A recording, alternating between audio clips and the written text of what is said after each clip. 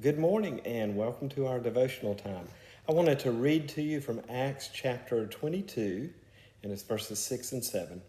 As I drew near to Damascus, about noon, a great light from heaven suddenly shone around me, and I fell to the ground and heard a voice saying to me, Saul, Saul, why are you persecuting me?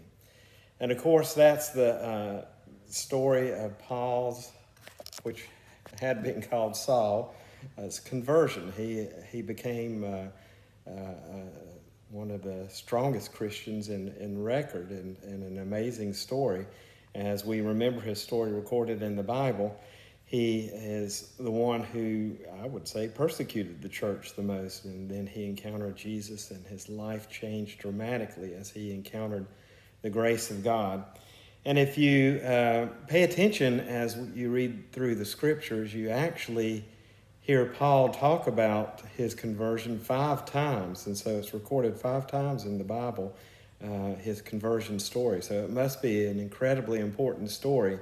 And I think there's some things that we can pull out of that these are this conversion that he went through in encountering Jesus is something that we all are, for lack of a better word, required to go through in our encounter. This is, we are to, I would say, experience a very similar conversion. And the things that we find out as we read these 5 stories about this conversion that Paul went through is that it was a very personal encounter with Jesus.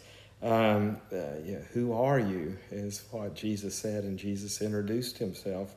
And now we might not have a conversion as dramatic as Paul where we go blind, but we do have a that dramatic moment of being able to know Jesus personally and are invited into a personal relationship with him.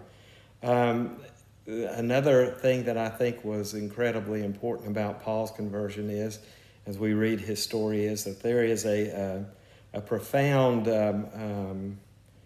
conviction of sin, that he realizes he is a sinful man, that there is a brokenness in him that cannot be fixed by any work of his, and it's going to take God to bring healing and cleanse and make him whole and put him into a point of righteousness.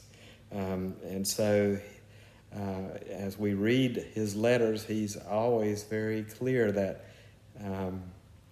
sin is a nasty thing, and we need to take sin seriously, and we need to go to a good God to take care of that sin within us, that sin that's within our society as well.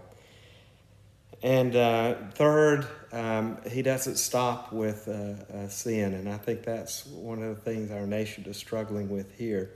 We're looking at the sin of our nation, which is a good thing, but we're not moving past that, and that's it's just going to tear us apart and continue to move us in destructive ways. And that happens on a national level. That happens very much on a personal level as well. But the third thing in Paul's conversion was that after he encountered this powerful idea of sin and realizing that he is a part of that world, that he is a sinful man, he next was led to the place of an unforgettable experience of forgiveness. And so he meets God's grace. And I think that's what's missing in the movement that's going on in our culture right now is an encounter with grace. We've encountered sin, and it is a nasty, ugly thing, and it hurts, and it's shameful, it's painful, and it causes all kinds of disruption, and it causes some people to go into violence because we don't want to deal with this sin.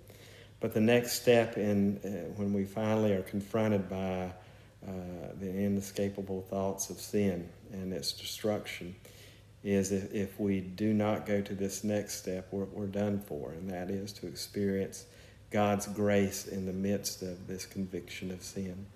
And so that would be my thought today, to leave with you, is to go to God today, and maybe because we've been watching the news and We've had time to reflect on our life and our nation. And there is this conviction of sin, and it's a lot of sin. But let's not stop there. Let's fall on our knees before a holy God who hates sin, but is willing to give us his grace. And that is my prayer for you, that you would experience God's grace. That is my prayer for our nation as well, that we would now come to this place to experience God's grace. Well, you have a great day. Hope to see you Sunday. God bless. Bye now.